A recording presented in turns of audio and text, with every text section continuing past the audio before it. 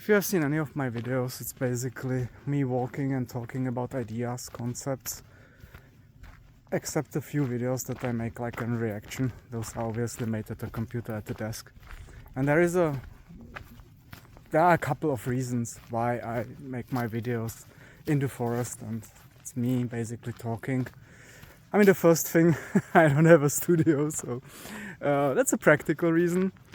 Second reason would being that I don't think it would be particularly interesting, just sitting there, you would see my face talking to topics.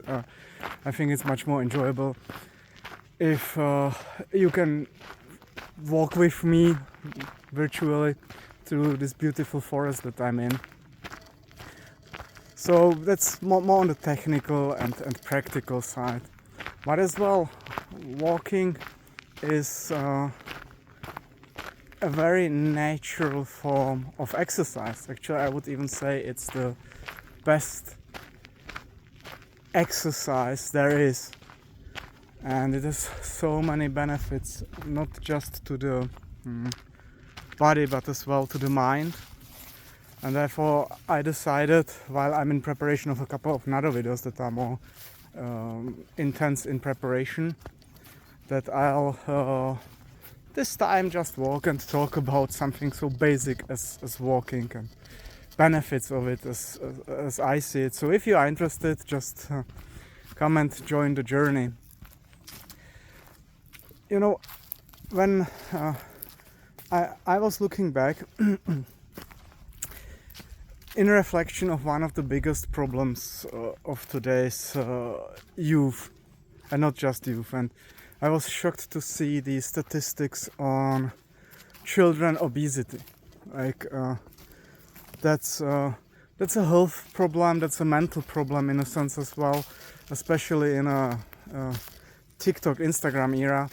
And it got me thinking, and I got back in my memory and in my pictures. And you know, when I was a child,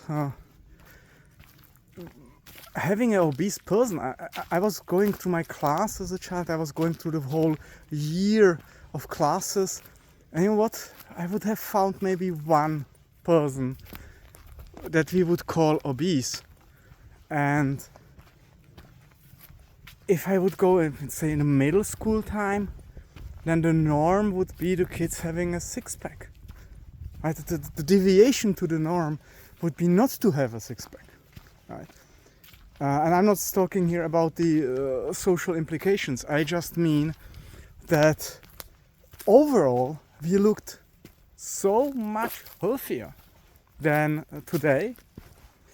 And there are obviously many reasons why this is happening, from food, sweets, preservatives consumption and so on. But one of the things that sticks out to me is the amount of movement. I will not call it exercise, because frankly speaking, as a child I wasn't exercising. Though what I did would today be definitely taken as an exercise, even the walking part, because I now argue that walking is an exercise. But you know, the way it was, humans are mostly social creatures in a sense, and especially for children this is typical. So you obviously have to go to school, but after the school, what will you do? You want to spend the time with your friends, you will socialize. And luckily we didn't have any social media to, you know, try to take care of this for us. So you would go out, knock on the doors of your friends, check if someone is home, go out and check on the next door, build a group, and then, you know, sit together, talk together, do stuff together. You know, we even did these ancient things, like, you know, when fruits were ready, we would, you know, climb trees and eat apples and cherries. So, and if it was in a city, we would just climb the tree in the city, right? just eat it. So you had like tree climbing, and you will be walking, and, you know, kids play, so you would be running.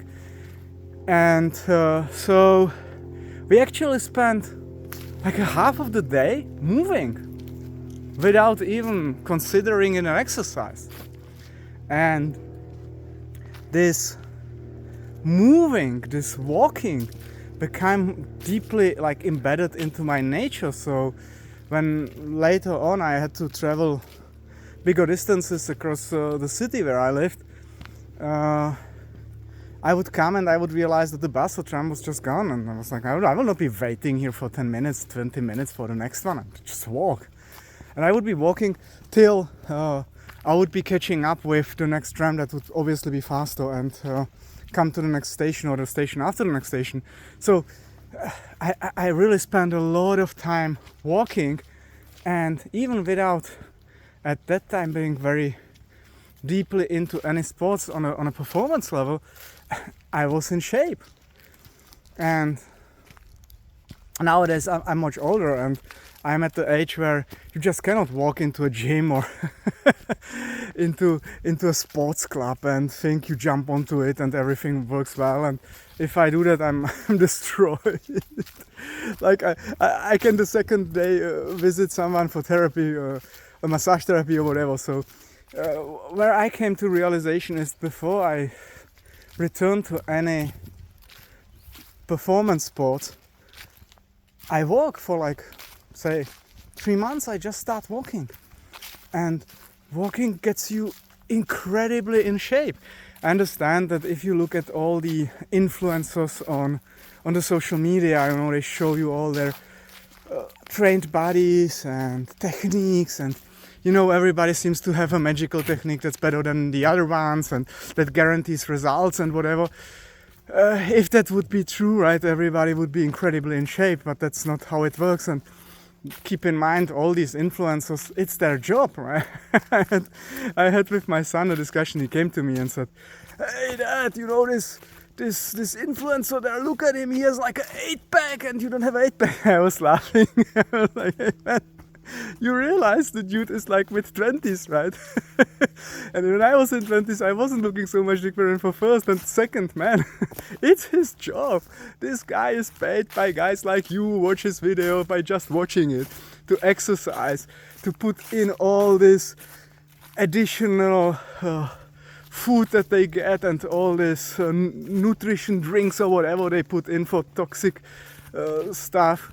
Because frankly speaking, I've worked with top performance athletes. I worked with nutrition specialists, and guess what? One of the athletes that I worked with had a nutrition specialist who told him, "Yeah, forget it. You're young enough. You don't need to eat any supplements. Just here is your diet. Here is your vegetables. Here is protein." He just made him a fully natural diet, and he told him, "Okay, if you will feel sort of like tired, you don't regenerate, let's talk about additional things, but this should be for an athlete your age completely sufficient," right? And the industry tells you basically that without all of these paid things, you never get into shape. And the other day, you know, I had a discussion with a couple of young guys, and they tried to convince me that without professional supplements, you never get a six-pack. Not that this is a goal. I mean, it's not a goal to have a six-pack. Come on, right? Who cares? But I used it as an index of overall being in shape, because it's a form that can tell you if you are in shape or not, especially if you are not focusing on it. So, you know, going back to the times where we as humans had to move much more and therefore been better in shape. And it's getting more and more complicated to actually perform these movements, because today, even if my kids want to exercise, it becomes sort of a paid activity, right? Because mostly you live in the cities, and where can you actually exercise? There are a couple of these great outdoor exercises where you have the monkey bars and everything. I mean, this is great. I didn't have this through my childhood. I would have loved it. But one of the things that is still for free is walking. I mean, I understand that there are cities. When I was in Dubai, I tried to walk and it was a disaster, because after every few hundred meters I ended up at the highway. But overall, walking is free. And you always can get to a point where you walk. I mean, I'm driving to the forest with my car because it's on the other side of the city, but it's accessible. And you know, I take the car and I go and walk. And the huge benefits of walking is it's like low intensity exercise. So even if you are not in shape, you don't really risk a lot on your health, and you can scale it. You know, I mean, if you're really out of shape, if you after sickness, you maybe gain a few pounds or whatever, you don't really feel. You can start slowly. You can start short distances. Just walk, see the benefits for a while, and then you don't need to, you know, compete with any YouTuber or anybody. You just walk the pace of speed and the distance you feel comfortable. And if you start walking 5 days a week, you come to a point where you wanna even walk more. It's really this interesting inner voice that then brings you into, hey, let's walk a bit more. Hey, let's take this uphill that 2 months ago we've been really out of breath. And after a while, you can even come to the point where you speed up. And when I spent the most time walking was during my teenage years. Obviously, I had no car, right? That's another great benefit. If you're young, then you're forced to walk much more because you just cannot afford a car and drive around. So I'm preparing a separate video of one of my mentors. It was a elderly Jewish lady. She was called the Witch of Prague, and I spent a lot of time in discussions about the more mystical, esoteric points that my video is about. And maybe I publish a memory of her. It's a very interesting life. But why I mention it in this context, she was living under Prague Castle, and I was at the time living in a part of Prague I would translate like the spooky fields. I mean, yeah, the agnostic mystic is from the spooky fields. Yeah, but then they are in Prague like the cutthroat fields and so on. So it's quite funny. So she lived very far away. It was across the river and on basically the other side of Prague. And it sometimes really happened that we talked like into 2 a.m. in the morning, and I had to get back.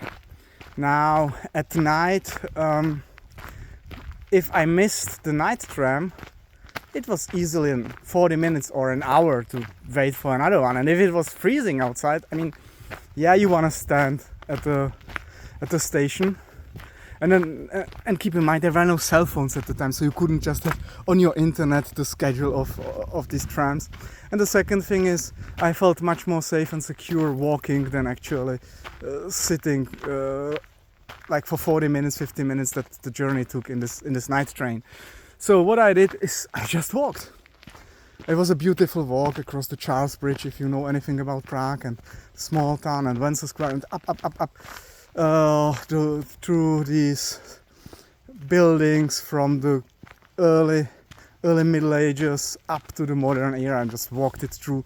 And I was like an hour and a half, an hour walking, intense speed walking.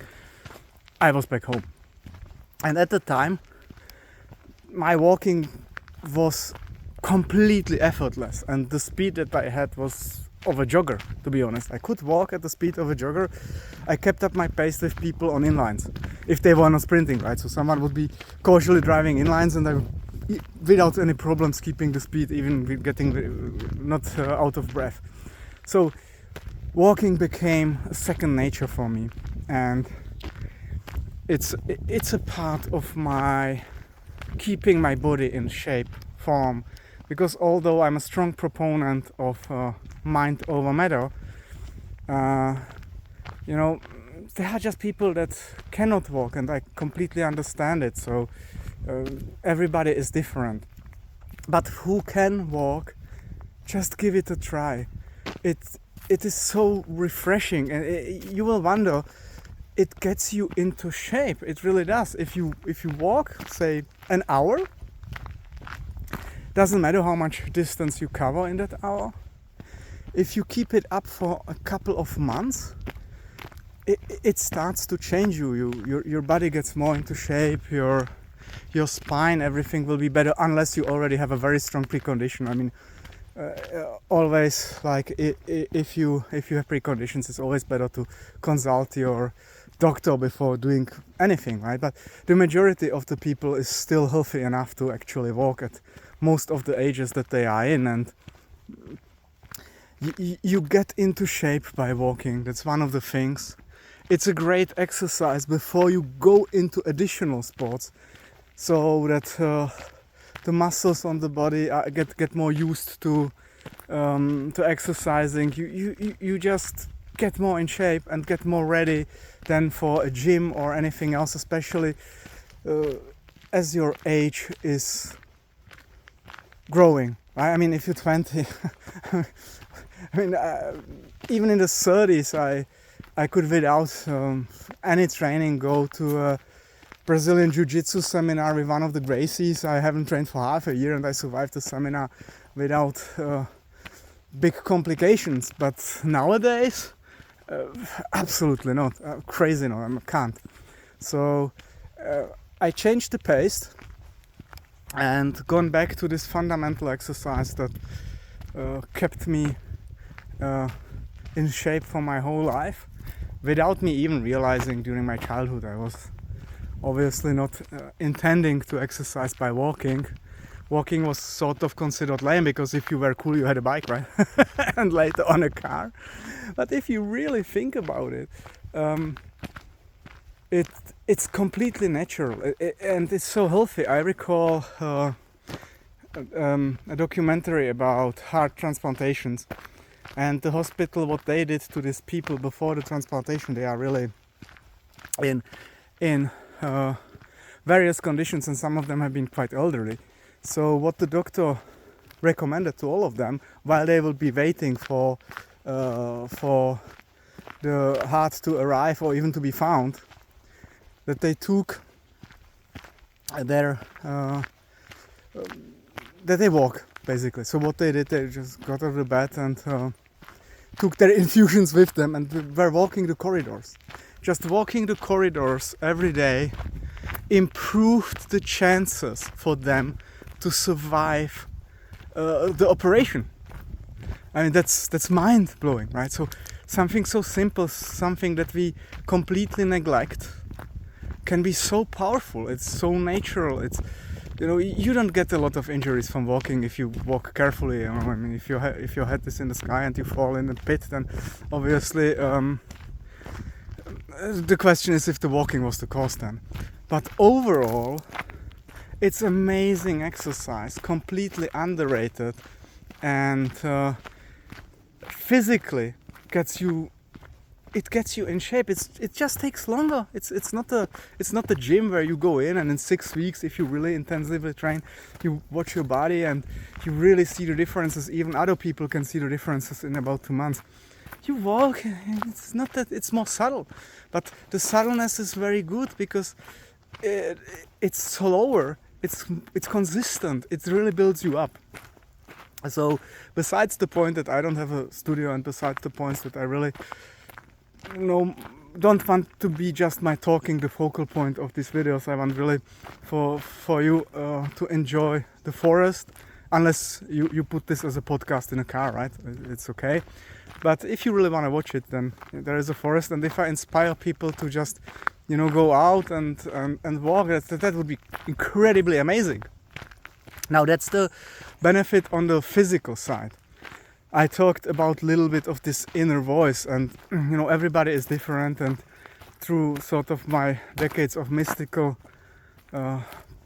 practice and philosophy and focal, I sensitized myself to the sort of inner voice, but not the chatter that is in your mind, but some of these very, very deep reflections that are happening in, and I doubt them all the time because I don't want to get hooked up then.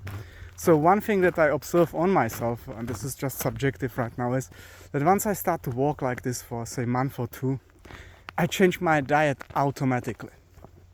I'm not sure if you have the same experience. So if someone is actually really watching up to this point and is exercising, please comment down below, because I personally really believe that you start exercising and your body tells you yourself, hey, leave this drink aside, or don't eat this white bread. It just, I start to be more sensitive on how food impacts me. Although it's not on a rational, it's not on a cognitive level, it's more subconscious. But it really impacts me. And I think that's another benefit, because I just start to walk and I live healthier because of the walking, without even intending to. I don't need a plan, I don't need a nutrition specialist to tell me what to eat. It just slowly comes in. The patience is the key here. Right? The patient conquers everything. So this is the inner voice, the subconscious one, that additionally helps to improve my health in this form. Like I said, subjective. You may have a different experience. Now, to the mental part. Obviously, walking was considered sometimes even a form of meditation. During my sort of education and experiences, I tried some of the Zen schools and done this meditative Zen walking, which obviously is completely something different than me just casually going through the forest here and especially talking. And if you go in general into like the more educational aspects of mystical approaches, especially in the Far East, they sort of try to lower the chatter in your mind. And as well, if you look into the Western mystics, be it in Christianity, for example, there is this school where you neglect everything you are to become one with God, because obviously the goal for a Christian is unity with God, which could be seen as heresy, so then they reshape it as the unity of the godly energy or so. But leave the theological side completely away. It's meaningless for this discussion. It's about like clearing the mind. And what happens if you walk? And I highly recommend during the walking not actually to listen to anything. If you exercise, you jogging or running and you put on music, I get the point, because you run for as many miles as you can, you want to overcome yourself, you put in, say, Eye of the Tiger from Rocky, and then you'll get more energy to take a couple of miles more. That's a different thing, that's a different approach. Walking should be more, from my perspective, like introspective. So don't listen to podcasts, don't listen to music even. That's my approach, right? I don't really want to tell you what to do. See it as a generalization of my own subjective. So I don't listen to music, I don't listen to podcasts, and I predominantly walk alone. And except the few minutes that I'm talking here, I keep my walks alone to myself, and it's what starts is this chatter in your mind. So all these ideas come in, and they try to manifest, to try to keep you busy, because on one side humans are social creatures, but they as well are creatures that hate to be bored. That's why the entertainment industry is now the biggest industry in the world. So the mystics before that didn't know anything about social media and cell phones saw the inner chatter actually as the biggest obstacle to their path of authentic experiences. Now we come past this point horribly, where the inner chatter is already something that is rare. What we came to is this incredible amount of all the time available content consumption, up to the point where we are no longer able to consistently absorb an idea. And you know, I have analytics on this on this video. I don't really care about it, how many people watch it and for how long. And I mean, I do my stuff, and who enjoys it, and if it's just for one person in the world, I'm happy. But YouTube opened the page with the analytics and just, you know, showed me that most of the people watch like a few seconds, some of the like 28 seconds. And I'm like, what is this about? I mean, okay, you don't like it, you go away. But if this is like general, then that means that we lost the ability to follow ideas. Because to absorb an idea, you have to first get to a point of understanding and confront it. You don't need to adhere to an idea. You can, you know, you can oppose an idea, but to oppose an idea is really important to actually get to the point where the idea is explained. So it seems that we are losing one of the major abilities of our forefathers that actually created things that we build on, be it philosophy or technical or even mystical, and was the ability to focus. And you know, if you start walking alone in forests, obviously in areas where it's safe, right? Then you will see as well this type of change. You come to the inner chatter that you know, you are not used to, because the cell phone is always available and it has always data and Wi-Fi. So it comes to the point where you don't even have time to have your own thoughts anymore. This is incredibly scary. Because if you cannot differentiate your own thoughts from the thoughts of somebody else, and especially if you come to the point where you are no longer even able to spend enough time on an idea to actually absorb it, I mean, how far is this from a zombification? Okay, I'm a bit melodramatic here, but I think it's possible to get my point here, right? So this is a interesting thing. When back to my younger days, when from time to time I was using public transport. I mean, go back in the 90s. I saw people reading books. And can you imagine? You sat in a bus, tram or train and people were reading books. And obviously they didn't want to be bored by sitting alone there. And they had no cell phones. So the best thing they had was a book. And reading is great because it allows you, it trains you in focus. You take a book, you start at the first page, you end at the last page, there is a story, even if it's completely trivial. You work your mind to memorize, to remember what was in the story before, where am I right now. You visualize, you anticipate what the author will write. You creatively think. And nowadays you put on a video, maybe a movie. And even today's movies are coming to the point that they realize that the slow pace of explaining things is unwatchable. And look, I'm not saying what's good or bad here. Too much. Not the point. Everybody for himself, and technology evolves. People technologically evolve, although I think we are still the same creatures we've been 10,000 years ago, but the surroundings have changed and our possibilities have changed. And one of the things that we still have in common with our ancestors, and I'm not saying that they did everything right, they did something really right because they brought us where we are today, but cumulatively, although even through all the horrors that has happened. But in the end, walking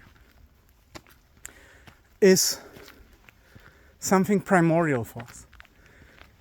And since I have this agnostic approach, I respect religions, I like some of the religious ideas, but I don't adhere to any of those. I see it from the mystical perspective that all trees have their roots in one heaven, and the heaven isn't the heaven, it's the universe. And the universe is the one that can be universally experienced beyond consciousness, to say it in a sort of way that's anyway misleading because of language. But if there is no religion, there is no religious practice, so we are free to do as we want in limitations that are available to us. And therefore what I do is, in the free time that I have, I take my car, I drive to the forest, and I walk. I walk if it's sunny. It's today, but it's much more chilly than it was last week. I mean, I almost would need in the morning gloves to go out. But I walk, and I improve the distances I walk. I cannot really improve the time, because I have to give Caesar what is Caesar's. I don't mind. It's life, and I change path, and I walk further, or I walk into more intense areas, and it helps me to clarify my mind. It allows me to make these videos that I can share with whoever is watching and enjoying them. And I cannot really say enough how strongly I recommend this simple, free exercise to do. I would usually say every day, but after a certain age you will realize that you just need to rest, even if you are just walking, and even if it's just an hour, or even 15 minutes, whatever is in your possibilities. 5 times a week. Just give it a try and let me know. Thank you for watching.